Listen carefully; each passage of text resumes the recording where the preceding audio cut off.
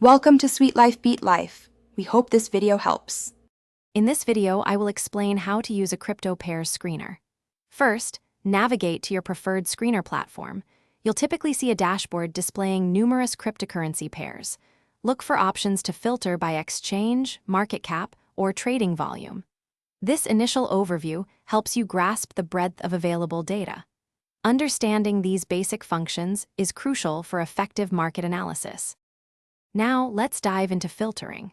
Most screeners offer extensive filter options, such as 24-hour price change, trading volume, or specific technical indicators like RSI or MACD.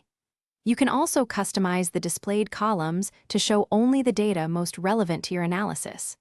Don't forget to save your custom layouts. This saves valuable time for your next session.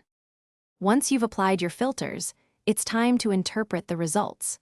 Focus on pairs that stand out based on your criteria, perhaps those with a 10% price increase or a substantial volume surge.